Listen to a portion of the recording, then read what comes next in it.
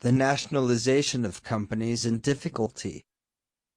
The Minister of the Economy insists that he is ready to do anything to save French companies, including through equity acquisition operations, and even nationalization, if necessary, within the meaning of the law of February 11,982.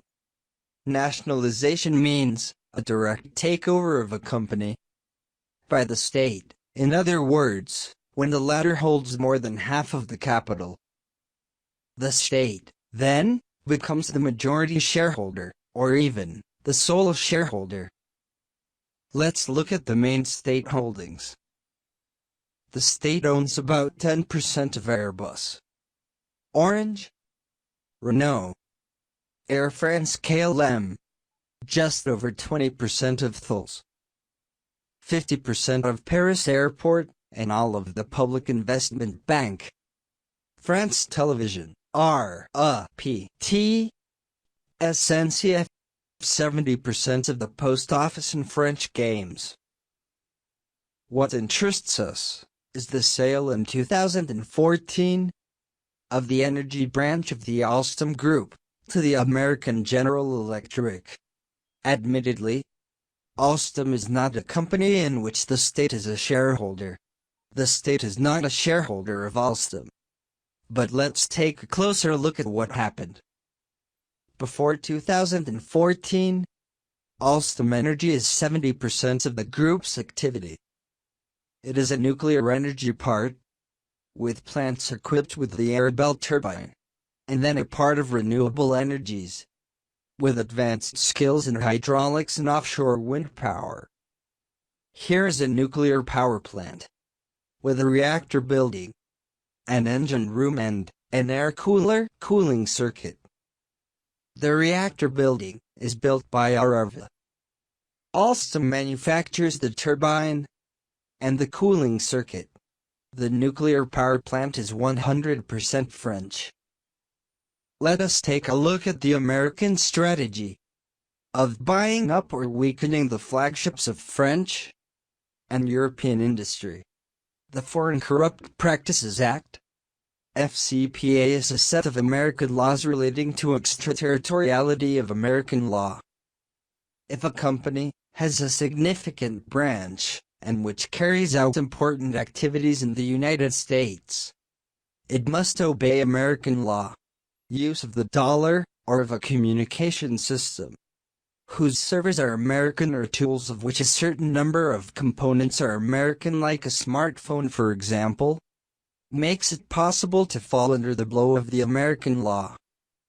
Then, the FCPA seizes the Department of Justice, which fixes vast investigations of corruption or breaches of embargo to prosecute large companies and thus impose heavy fines.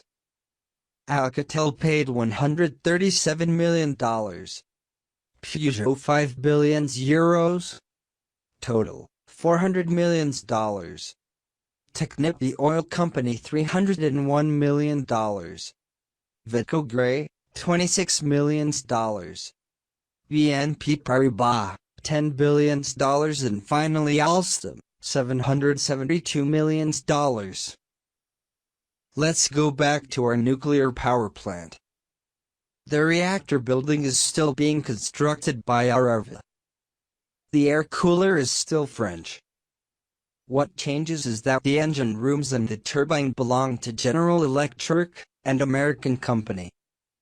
This poses two major problems. The first is the fall in market share of turnkey French nuclear power plants, with turbines manufactured by an American company.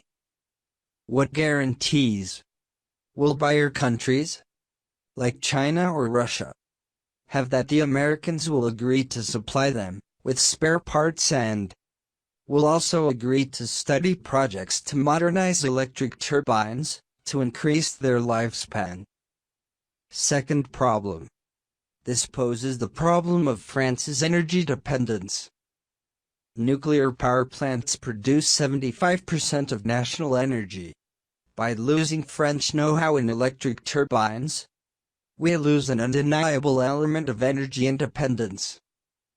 Are there other French or European flagships targeted by this American strategy?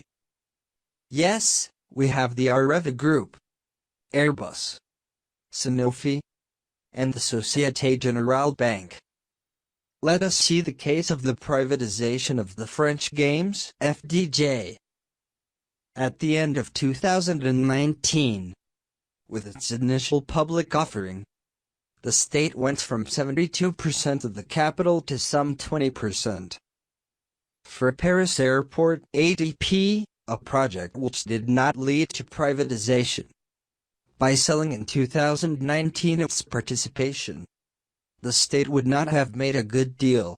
Indeed, the fruit of the sale would bring in 3% of remuneration per year.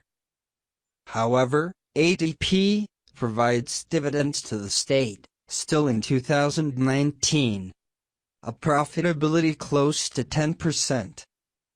How to explain the volte-face of the state which would like to face the scale of the economic crisis? The state privatizes the companies that bring in currency and nationalizes those that lose it. In addition, the state cedes industrial flagships to foreign powers at the expense of its energy independence. But with what currency does the state intend to finance these operations? By widening public deficits? By financial aid from the European Central Bank? It is true that by quantitative easings the currency injected against the recovery of government bonds makes commercial banks much more liquid. It could be, as they are not obliged, that commercial banks use this liquidity to bail out their reserve requirements, or buy back at fractionally low prices the shares of much more profitable private companies, rather than lending to companies in difficulty.